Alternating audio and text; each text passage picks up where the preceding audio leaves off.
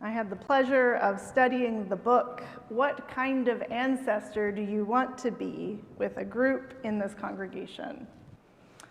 One piece that spoke deeply to me was the piece Building Good Soil by Robin Wall Kimmerer. Dr. Kimmerer is a scientist, writer, and grandmother who lives and teaches in upstate New York. She is an enrolled member of the Potawatomi people. I may have recommended her book, Braiding Sweetgrass, to you. If not, I recommend it to you now. It is a beautiful dose of hope, humanity, and reality. Dr. Kimmerer answers the question, what kind of ancestor do you want to be, by studying a 200-year-old grandmother maple who shows her that good ancestors make good soil. They don't hoard their nutrients, they scatter them freely. This casting off of nutrient-rich leaves, it's not a loss for the tree. The moisture and nutrients go into the ground around the tree, but in a way that other organisms can share more easily than if the tree had taken back the nutrients. The community of the soil digests the leaves into humus, and the larger forest community of beetles, salamanders, and trillium live there.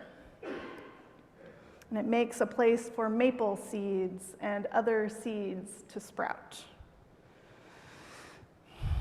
What does it mean that the ancestors are not just where we come from? They're where the land comes from. Some of you brought maple leaves with you today, and I have several that I have gathered over the last couple days. I invite you to take a leaf, whether you brought it with you or you find it here today, and hold it in your hand. All of these leaves will be returned to the land today to start breaking down into dirt for the future.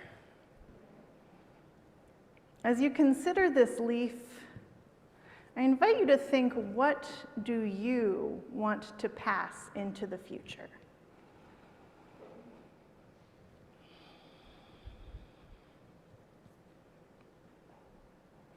How are you building the soil? How are you making a place for the future to happen?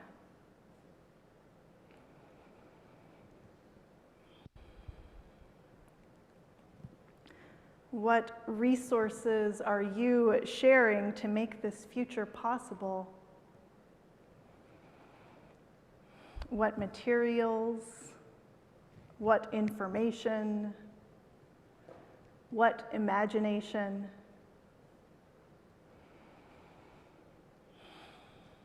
What community are you creating?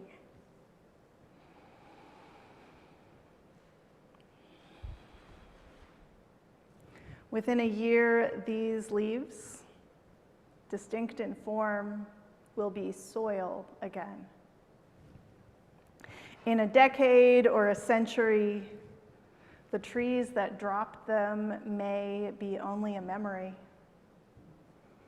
But the soil, the ecosystems they build around them, they may go on as long as the land endures.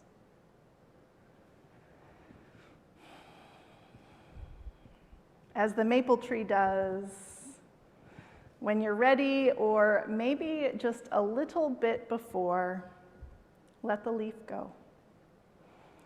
Here in the sanctuary, you can return it to the bowl. If you're joining us online, I invite you to set the leaf aside to take outside and place in the dirt later.